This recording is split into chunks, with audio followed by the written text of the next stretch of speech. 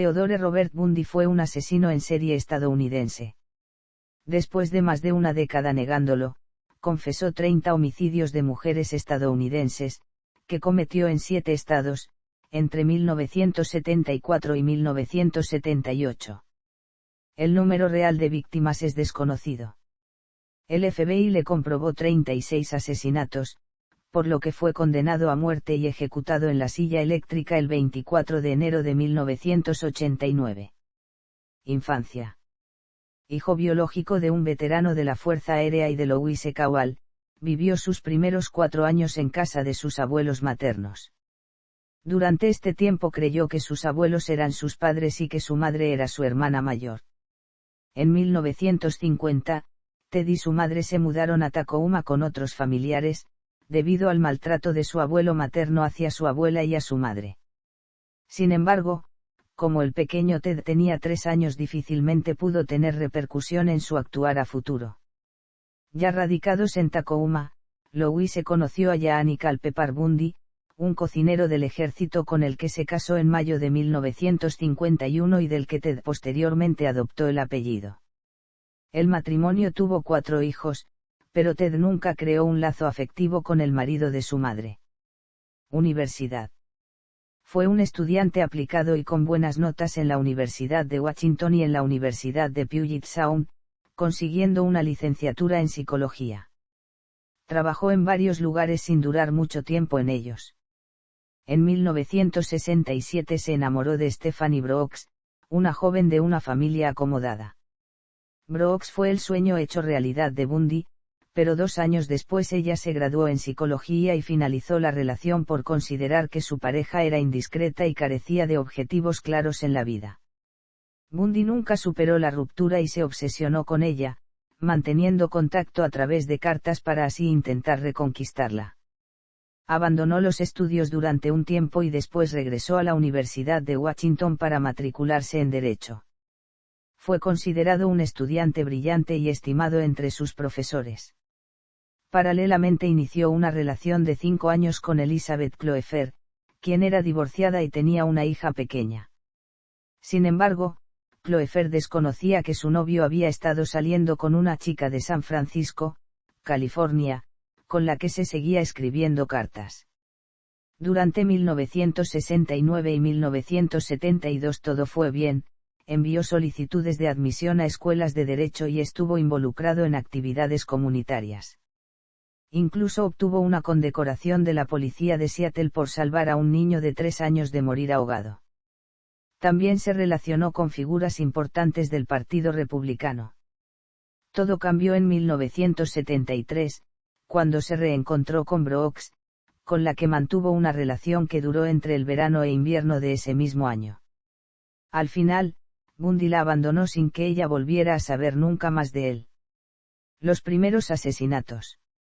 Antes de comenzar a asesinar, perpetró una serie de hurtos en casas y comercios.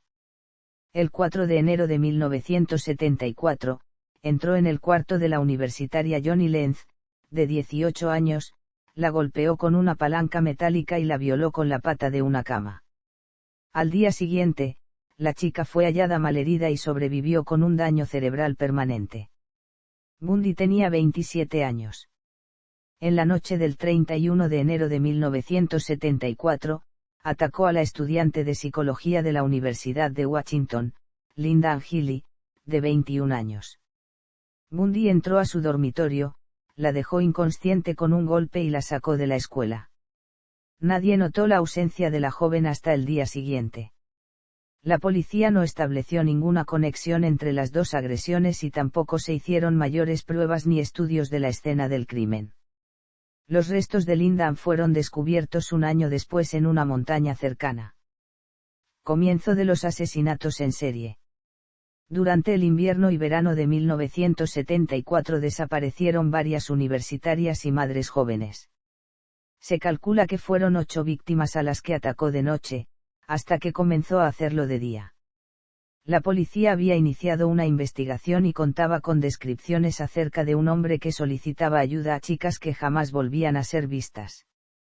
El individuo tenía la particularidad de ir cargado con libros y llevar un brazo enyesado o en cabestrillo. También hubo testigos que observaron a un hombre que solía tener problemas para arrancar su Volkswagen, el cual había sido visto rondando el sitio donde desaparecieron dos de las jóvenes asesinadas. El 9 de febrero de 1974, Carol Valenzuela, de 20 años, desapareció de Vancouver. Su cadáver no fue descubierto hasta el mes de octubre junto a otro cuerpo sin identificar. El 12 de marzo de 1974, Donna Manson, de 19 años, fue vista por última vez mientras iba a un concierto de jazz en el campus de la universidad en la que estudiaba. El 17 de abril de ese mismo año, Susan Rancourt, de 18 años, caminaba por los jardines del Central Washington State College cuando desapareció. El 6 de mayo de 1974 desapareció Roberta Parks, de 20 años, quien había quedado con unas amigas para tomar café. Nunca llegó. Parks se encontró con un hombre aparentemente lesionado que le pidió ayuda para subir unas cosas a su auto. Jamás fue vista de nuevo. El 1 de junio de 1974, Brenda Ball, de 22 años, salió de la taberna Flame en Burien después de comentar a sus amigos que iba a buscar a alguien que la llevara a Sun City. La última vez que la vieron estaba hablando con un hombre con el brazo en un cabestrillo. 19 días más tarde se descubrió que Ball nunca llegó a su destino. En la madrugada del 11 de junio de 1974, Georgian Hawkins, de 18 años, perteneciente a la fraternidad Kappa Alpha Zeta de Seattle, desapareció después de despedirse de su novio e ir a buscar unos libros para un examen de español. Su compañera de habitación y la encargada del dormitorio reportaron su desaparición a la mañana siguiente. El 14 de julio del mismo año, la universitaria Janice Ott dejó una nota a su compañera de habitación avisándole que se iba en bicicleta al parque del lago Samamisi. Ahí se le vio conversar con un hombre que tenía el brazo enyesado y le pedía ayuda para cargar libros en su auto. El mismo día secuestró a Denise Naslund, la cual pasaba el día con su novio y amigos.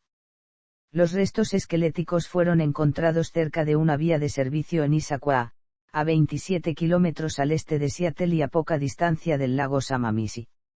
Asesinatos en Utah. Bundy despistaba a la policía porque sabía cómo alterar su aspecto físico. Se cambiaba el peinado, se dejaba crecer barba y bigote o se los afeitaba.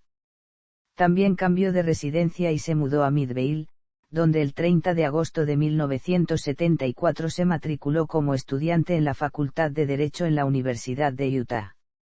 El 2 de octubre de 1974 asesinó a Nancy Wilcox, de 16 años, cuando se acercaba a una tienda de su barrio.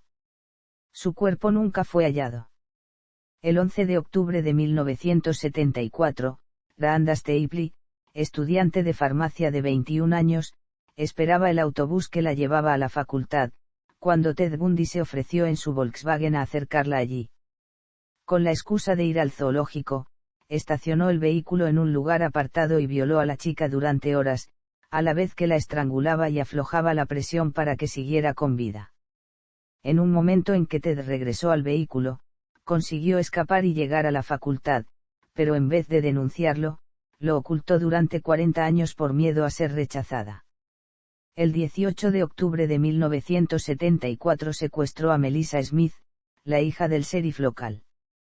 La secuestró mientras ella iba a pasar la noche en casa de una amiga. Su cadáver fue encontrado 9 días después en Summit Park, después de torturarla y violarla durante 5 días.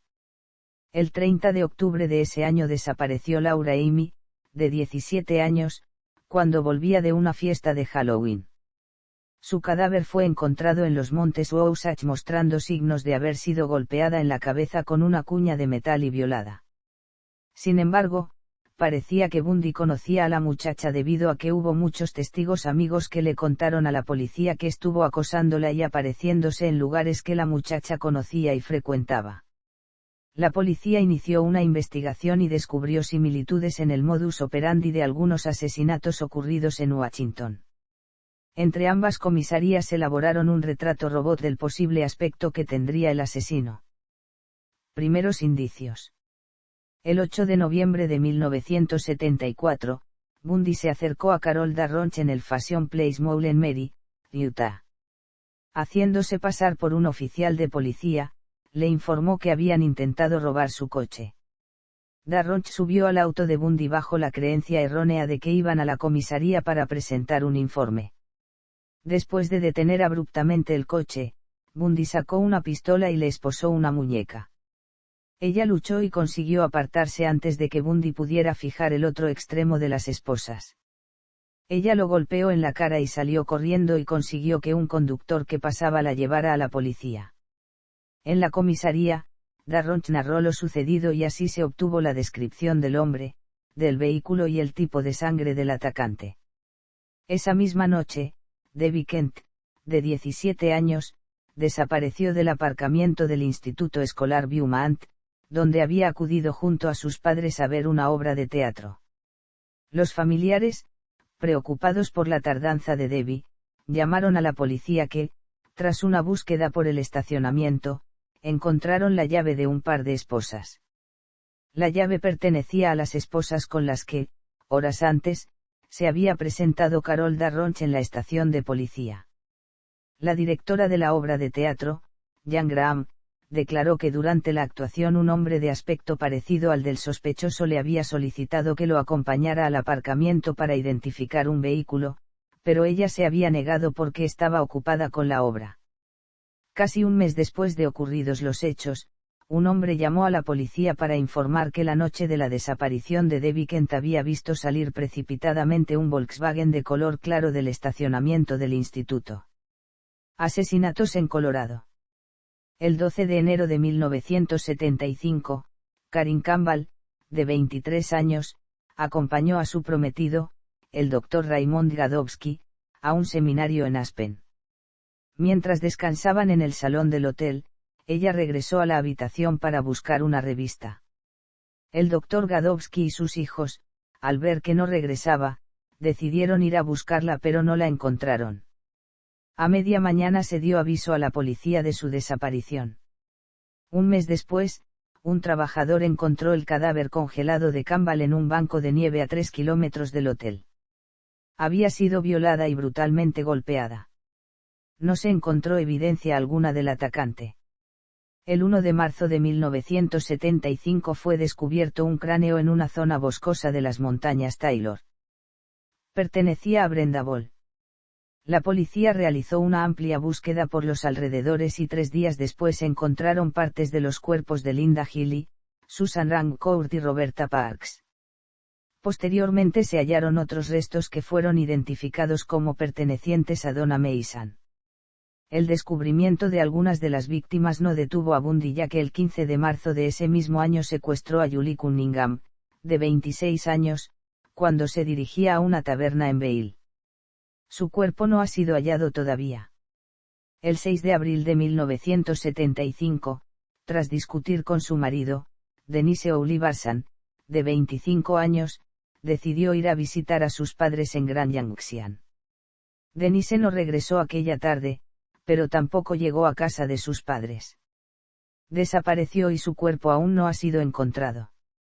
9 días más tarde, Melanie Cooley, de 18 años, desapareció cuando regresaba del instituto.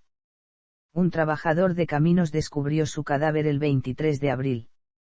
La chica había sido golpeada con una barra y tenía las manos atadas a la espalda, mientras una funda de almohada estaba fuertemente anudada alrededor de su cuello. El 1 de julio de 1975, Shelley Robertson, de 24 años, decidió viajar por el país practicando autostop. Sus amigos no se preocuparon demasiado cuando pasaron varios días sin verla. Hubo testigos que la vieron en una gasolinera hablando con un hombre que conducía un viejo camión. El 21 de agosto su cadáver fue descubierto por 2 estudiantes en el pozo de una mina cercana a Georgetown. Ted Bundy nunca aceptó en los juicios los asesinatos que él había cometido. Identificación y posterior captura.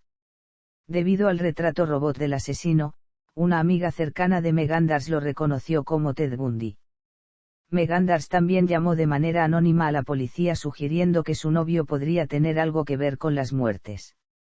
A pesar de que se facilitaron fotos recientes de Bundy a la policía, los testigos fallaron al hacer la correspondiente identificación. La policía desechó esa pista para enfocarse en otros informes. La atención hacia Ted Bundy se disipó hasta algunos años más tarde. Bundy adoptó la estrategia de trasladarse de un estado a otro para evitar que la policía descubriera sus patrones. Con el paso del tiempo sus ataques se volvieron cada vez más erráticos y temerarios. Algunas de sus víctimas se convirtieron en testigos, lo que más tarde haría posible el enjuiciamiento de Bundy. El 16 de agosto de 1975 un patrullero detuvo un Volkswagen para comprobar su matrícula. El sospechoso se dio a la fuga, pero fue detenido poco después. En el auto se encontró una palanca de metal, esposas, cinta y otros objetos que dieron inicio a una investigación a gran escala en torno a Theodore Robert Bundy. Primer juicio. El 23 de febrero de 1976 comenzó el juicio contra Ted Bundy por secuestro agravado. Tenía 29 años y entró en la sala con la confianza de que no existían pruebas suficientes contra él. Sin embargo, Carol Darronch lo señaló como el hombre que intentó secuestrarla y amenazó con matarla. Él negó conocerla, pero carecía de coartada. El 30 de junio de 1976 fue sentenciado a una condena de 15 años de prisión con posibilidad de libertad condicional. En prisión, los médicos le efectuaron pruebas psicológicas y toxicológicas concluyendo que no era psicótico, ni drogadicto o alcohólico, y que tampoco sufría algún tipo de daño cerebral. Los resultados de las pruebas permitieron seguir preparando procesos en su contra. Las pruebas periciales del Volkswagen determinaron que las muestras de pelo encontradas en el vehículo pertenecían a Melissa Smith y Karen Campbell. Exámenes posteriores revelaron que las contusiones cerebrales en ambos cuerpos podían haber sido ocasionadas por la palanca encontrada en el coche de Bundy. La policía de Colorado levantó cargos por asesinato el 22 de octubre de 1976. En abril de 1977, fue trasladado a la prisión del condado de Garfield, Colorado.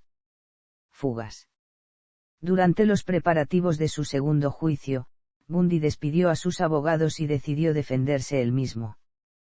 Por ese motivo se le permitió visitar la biblioteca de la corte de Aspen.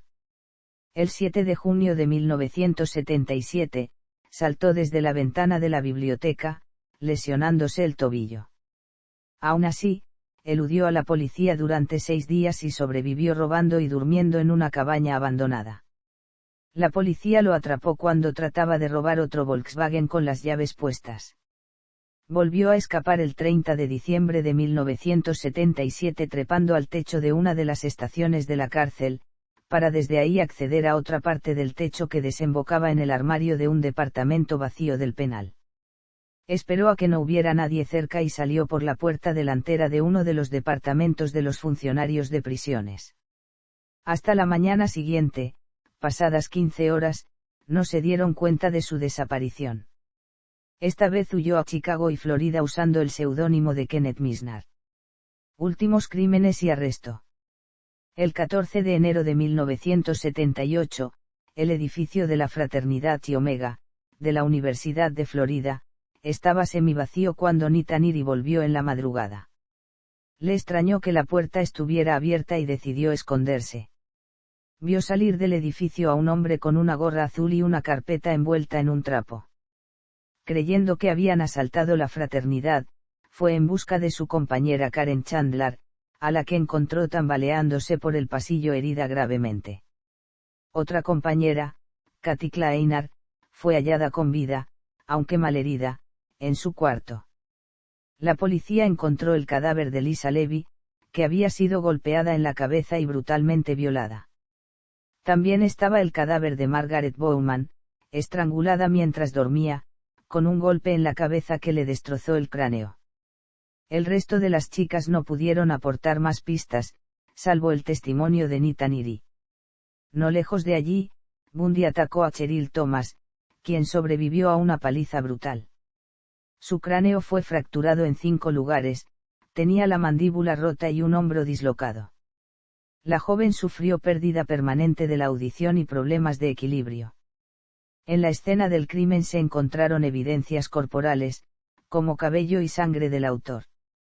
El 9 de febrero de 1978, secuestró a Kimberly Leach, de 12 años, en Lake City. Su amiga Priscilla narró a la policía que la había visto subirse a una camioneta blanca con un hombre del que no pudo aportar más datos. Bundy la secuestró mientras regresaba a la escuela por un bolso olvidado. La convenció para irse con él y la llevó a un lugar aislado para agredirla sexualmente. Murió durante la violación. 8 semanas después se encontró en Florida el cuerpo de Kimberly. Tras el asesinato de Leach, Bundy, por alguna razón, regresó a su apartamento de Tallahassee. Al parecer, se deshizo de la furgoneta blanca que utilizaba y casi fue detenido cuando intentaba robar otro vehículo. Escapó cuando el agente lo dejó solo mientras revisaba las placas del coche robado. De regreso a su apartamento, limpió el lugar de huellas, robó un Volkswagen y finalmente dejó Tallahassee.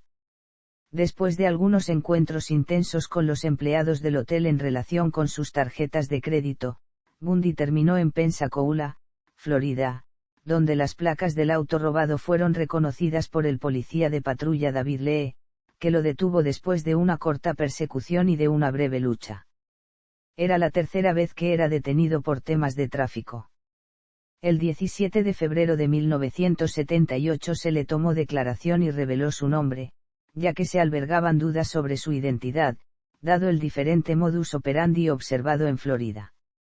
Bundy manifestó su descontento cuando el oficial de policía que le tomó sus datos preguntó cómo se escribía su nombre, ya que Bundy pensaba que todos debían de saberlo. Juicios. Fraternidad Chi Omega. El 25 de junio de 1979 en Miami se le juzgó por los crímenes de la Fraternidad Chi Omega. Fueron nombrados como los delitos de la década, y tuvieron tal impacto en la opinión pública que hicieron que gran parte de los estadounidenses consideraran a Bundy como la encarnación del mal. Bundy ejerció como su propio abogado, pero las evidencias contra él fueron aplastantes. Primero fue el testimonio de Nita Neary, que lo señaló como el hombre al que vio salir de la fraternidad con una gorra puesta. Después subió al estrado el odontólogo Richard Subiron, quien determinó que las marcas de dientes encontradas en el cuerpo de Levy coincidían con la dentadura de Bundy. Testigos de cargo y descargo fueron llamados por ambos lados para la defensa. Bundy lloró durante el testimonio de su madre. Al jurado le fue permitido escuchar detalles del secuestro de Darronch.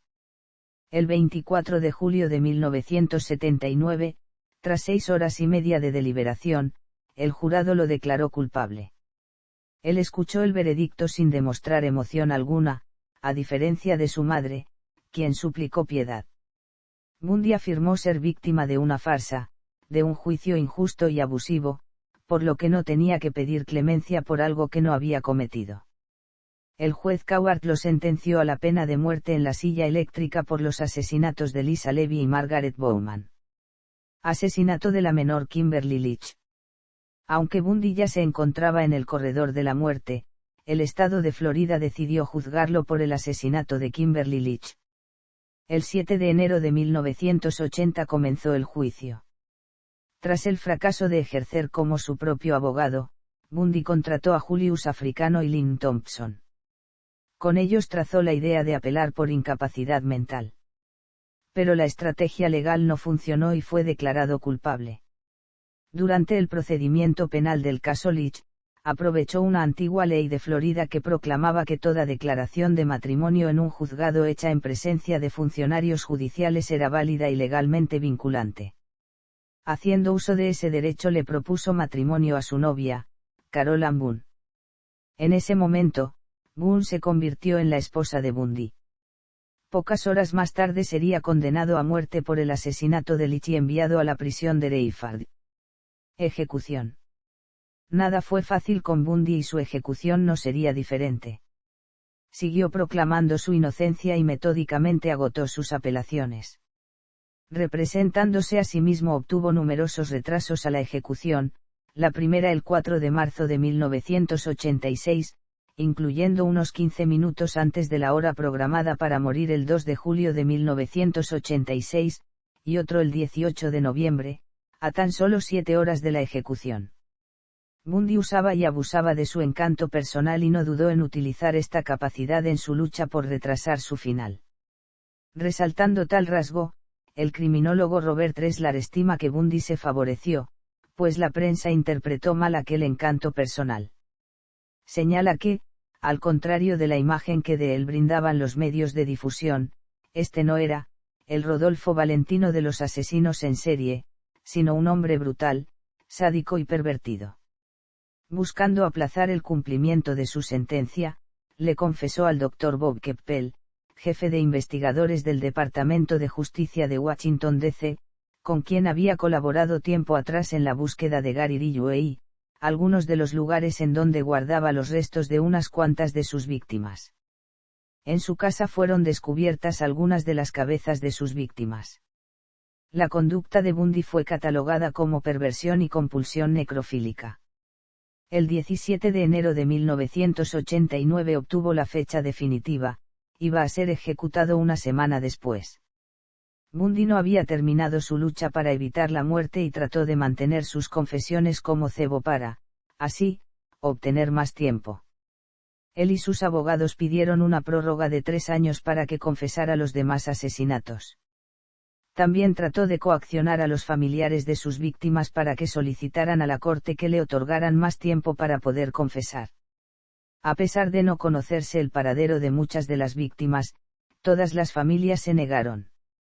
Mientras permaneció encerrado trató de diferir al máximo la fecha de su ejecución y pretendió haber perpetrado más cantidad de asesinatos, inventando detalles y proporcionando datos inconexos para así ganar tiempo con las reconstrucciones y búsquedas. Llegó al colmo de proponer ayudar a las autoridades a detener a otros asesinos en serie, aprovechando que por aquel entonces hacía estragos el llamado caso de los crímenes del Río Verde, otra secuencia de muertes violentas que tuvo por objeto a prostitutas. Considerando esta actitud, aquellos que estudiaron la personalidad delictiva de Bundy destacaron que se trataba de un mentiroso compulsivo que tuvo la osadía, una vez cercana la hora de su ejecución, de tratar de demorar el momento de la misma intentando engatusar a la policía y al FBI prometiendo la confesión de todos los crímenes que había cometido. Bundy celebró un maratón de entrevistas y confesiones durante sus últimos días, aunque nunca estuvo dispuesto a admitir todo, especialmente los asesinatos de algunas de las víctimas más jóvenes. En su último día llamó a su madre y rechazó su última comida. Fue electrocutado el 24 de enero de 1989 y declarado muerto a las 7:16 de la mañana. Tenía 42 años. Patología. En diciembre de 1987, Bundy fue examinado durante 7 horas por la doctora Dorothy Otno Lewis, psiquiatra de Yale University. Lewis lo diagnosticó como un maníaco depresivo cuyos delitos ocurrían normalmente durante los episodios depresivos, retractándose después para afirmar que sufría un trastorno de personalidad múltiple. La doctora Lewis finalmente concluyó que la sociedad se encontraba ante un psicópata. Otros profesionales que estudiaron a Bundy, lo consideraron un caso especial, era sádico, necrófilo, carente de sentimiento de culpa y con la necesidad de hacer daño a otros para obtener placer sexual. Bundy le explicó con detalle su infancia, en especial su relación con sus abuelos maternos, Samuel y Eleanor Cowell. Según Bundy, su abuelo Samuel Cowell era un diácono de su iglesia. La descripción estableció a su abuelo como un tirano abusador. Bundy lo describió como un racista que odiaba a los negros, los italianos, los católicos y los judíos. Además, declaró que su abuelo torturaba animales, golpeando al perro de la familia y maltratando a los gatos de los vecinos. También le dijo a Lewis que su abuelo mantenía una gran colección de pornografía en su invernadero, donde, según sus familiares, Bundy y un primo se colaban a mirar durante horas. También dijo que Samuel Cowell montaba en rabia violenta cuando el tema del padre del muchacho era tocado por familiares que solían expresar escepticismo ante la historia que daba. Bundy describió a su abuela como una mujer tímida y obediente, quien ingresaba de forma esporádica a los hospitales para someterse a tratamiento por depresión. Hacia el final de su vida, Bundy dijo que se convirtió en agorafóbico. Julia, la tía de Bundy, recordó un incidente perturbador que tuvo con su joven sobrino. Después de recostarse para tomar una siesta, Julia se despertó rodeada de cuchillos de cocina de la familia Cowell. El pequeño Ted, de tan solo 3 años de edad, estaba al pie de la cama sonriéndole. Bundy usó tarjetas de crédito robadas para comprar más de 30 pares de calcetines mientras se escondió en la Florida. Él mismo se consideraba como fetichista de los pies. En enero de 1989, Bundy fue entrevistado por James Dobson una tarde antes de su ejecución. En la entrevista, Bundy dijo que la pornografía violenta desempeñó un importante papel en sus crímenes sexuales. Según Bundy, cuando era un niño encontró, fuera de casa, en el supermercado local, en una farmacia, pornografía suave. Y de vez en cuando encontraba libros pornográficos con contenido más explícito. Bundy dijo, sucedió en etapas, poco a poco, mi experiencia con la pornografía en general, pero con la pornografía que presenta un nivel alto de violencia sexual, una vez que te vuelves adicto a ella, y esto lo veo como una especie de adicción igual que otros tipos de adicción, comienzas a buscar todo tipo de material con cosas más potentes, más explícitas, más gráficas. Hasta llegar a un punto en el que la pornografía va tan lejos que comienzas a preguntarte cómo sería hacerlo en realidad. Algunos investigadores creen que la permanente insistencia de Bundy en afirmar que la pornografía fue un factor contribuyente en sus crímenes, fue otro intento de manipulación. Una vana esperanza de impedir su ejecución diciéndole a Dobson lo que quería oír. En una carta escrita poco antes de su fuga de la cárcel de Glenwood Springs, Bundy manifestó, he conocido a personas que irradian vulnerabilidad. Sus expresiones faciales dicen, tengo miedo de ti. Estas personas invitan al abuso. Esperando ser lastimadas, sutilmente lo fomentan.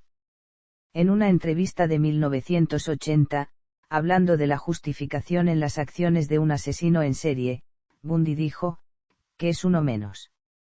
¿Qué significa una persona menos en la faz del planeta?